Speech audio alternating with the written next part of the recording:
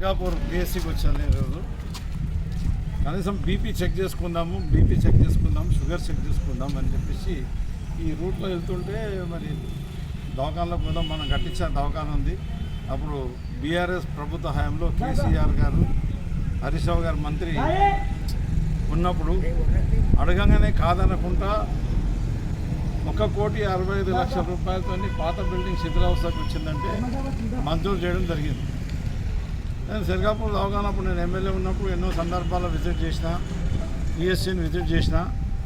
అంతకుముందు కూడా అప్పుడో ఇక్కడ వచ్చినప్పుడు ఇక్కడ విజిట్ చేసిన.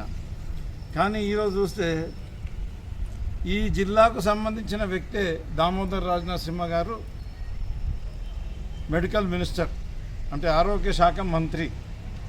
అట్లనే ఇక్కడ నేను తీస్మార్కాన్ని, నేను బుద్ధిమంతుని, నేను డాక్టర్ని, ప్రజల ఆరోగ్యాల గురించి మంచిగా చూసుకుంటా అని చెప్పేసి మొన్న శానిటేషన్ 100 రోజుల ప్రణాళికలో శానిటేషన్ పెట్టినప్పుడు కూడా ఆయన గొప్పలు మాట్లాడడం జరిగిన సంజీవ్ రెడ్డి గారు, ఆయన కూడా ఒక డాక్టరే.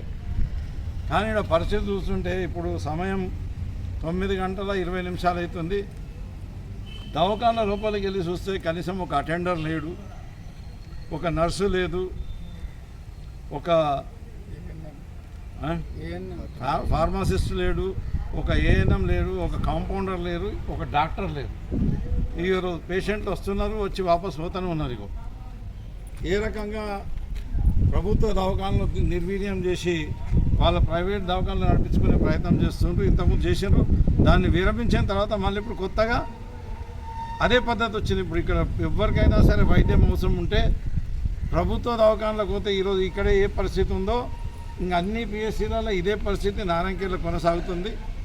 మరి వీరు డబ్బు సంపాదన ధ్యేయంగా వాళ్ళ ఎమ్మెల్యే పదవులు, మరి మినిస్టర్ పదవులు వాళ్ళు చూసుకుంటున్నారు తప్పించి ఇక్కడ ప్రజలకు, పేద ప్రజలకు వైద్యం అందించే కొరకని ఎలాంటి పని కూడా చేస్తలేరు.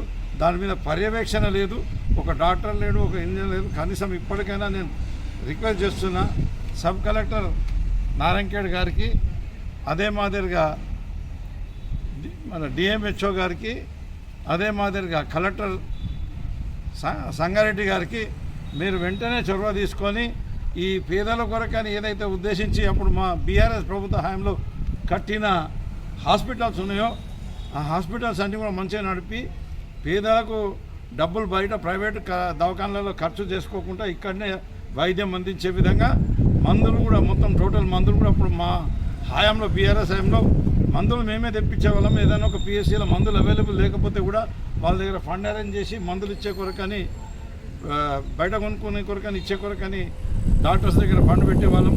ఆ రకంగా చేయాలి. లోపల కూడా వెళ్ళి చూస్తే అన్ని రూములు బంద్ ఉండడమే కాదు, ఒకవేళ ఏదైనా పరిస్థితిలో ఒక అమ్మాయికి సిజేరియన్ ఆపరేషన్ చేయాల్సిన అవసరం ఉంటే అక్కడ లైట్ పవర్ కంపల్సరీ అవసరం. ఈ కాంగ్రెస్ ప్రభుత్వం అధికారంలోకి వచ్చిన తర్వాత కరెంటు మొత్తం పవర్ అసలే సరిగా ఉండలేదు. ఎప్పుడు వస్తుందో ఎప్పుడు పోతుందో తెలియదు. ఒకవేళ చీకట్లో రాత్రి అయిన తర్వాత ఏదైనా ఆపరేషన్ చేయాల్సిన అవసరం ఉంటే, లేకపోతే ఏదైనా డెలివరీ చేయాల్సిన అవసరం ఉంటే ఇక్కడ పవర్ లేదని చెప్పేసి ఈ ఎస్టిమేట్లనే అప్పుడు శాంక్షన్ చేయడం జరిగింది. ఏమంటే మన ఈ ఇన్వర్టర్ సిస్టమ్, బ్యాటరీలు, అవి ఇన్వర్టర్ సిస్టమ్ అవన్నీ కూడా అరేంజ్ అందుబాటులోకి తీసుకురావడం జరిగింది, శాంక్షన్ చేయడం జరిగింది, అందుబాటులోకి తీసుకురావడం. కానీ అవి చూస్తే అన్నీ ఒక మూలకు పడేసి ఉన్నాయి. మరి బెడ్లు కూడా ఒకటి, అంటే మన మంచి పేషెంట్స్ కొరకని వాళ్ళు డాక్టర్స్ ట్రీట్మెంట్ చేసేటప్పుడు కానీ రెస్ట్ తీసుకునే కొరకు కాకుండా వేరే సపరేట్ బెడ్స్ కూడా, కార్డ్స్ కూడా అరేంజ్మెంట్ చేయడం జరిగింది. ఆ కార్డ్స్ కూడా తీసి పక్కకు పడేసి కేవలం ఒకటే కాట్ మాత్రం ఉపయోగిస్తున్నారు. కాబట్టి ఇప్పటికైనా ప్రభుత్వ అధికారులు చర్య తీసుకోవాలి. ఈ చేత కాకపోతే ఈ ఎమ్మెల్యే గారికి నేను రిక్వెస్ట్ చేస్తున్నా, మీకు చేత కాకపోతే, పరిపాలన చేత కాకపోతే, మీరు ఒక డాక్టర్ అయ్యండి కూడా ప్రజల ఆరోగ్యం గురించి పట్టించుకోకపోతే ఇంకా మీరు ఆ సీట్లో కూర్చుండే అర్హత మీకు లేదు. వెంటనే రాజీనామా చేయాలి. రాజీనామా చేసి మరి ఆ ప్రజలకు ఏదైతే నీకు ఏ నమ్మకంతో ఓటేసినరో ఆ నమ్మకం నెరవేర్చలేవు కాబట్టి, నువ్వు ఇచ్చిన హామీలన్నీ నిలబెట్టుకోలేవు కాబట్టి, కనీసం పరిపాలన కూడా చేతనైతలేదు కాబట్టి మీరు రాజీనామా చేస్తే మరి ప్రజలకు మేలు జరుగుతుందేమో. కనీసం అధికారులను పర్యవేక్షణ చేసి మరి ప్రజలకు, పేద ప్రజలకు ఆరోగ్యానికి కొరకని ఈ దవాఖానాలను మంచిగా నడిపిస్తారేమని చెప్పేసి దామోదర్ రాజనరసింహ గారు కూడా విజ్ఞప్తి చేస్తున్నా. ఇక్కడ నారాయణఖేడ్ల పరిస్థితి చాలా దారుణంగా ఉన్నాయి కాబట్టి ఇక్కడ ఎమ్మెల్యే అన్ని రంగాల్లో విఫలమైండు, ఈ వైద్య రంగంలో కూడా పూర్తిగా విఫలమైంది కాబట్టి తమరన్నా దృష్టి సారించండి.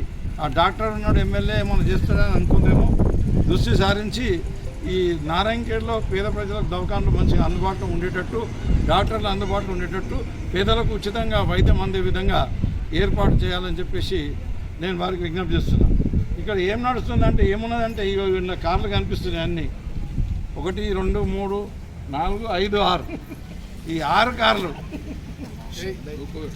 పార్కింగ్. ఇది గవర్నమెంట్ 1,60,00,000 రూపాయలు మంజూరు చేసి పని పూర్తి చేసి మేము పూర్తి చేసినాక వచ్చి కేవలం ఇనాగ్రేషన్ చేసిండ్రు. వాళ్ళు ఇనాగ్రేషన్ చేస్తే దేని కొరకు చేసిండ్రా అంటే ఇగో ఈ కార్లు పార్క్ చేసే కొరకు అని చేసినట్టున్నారు.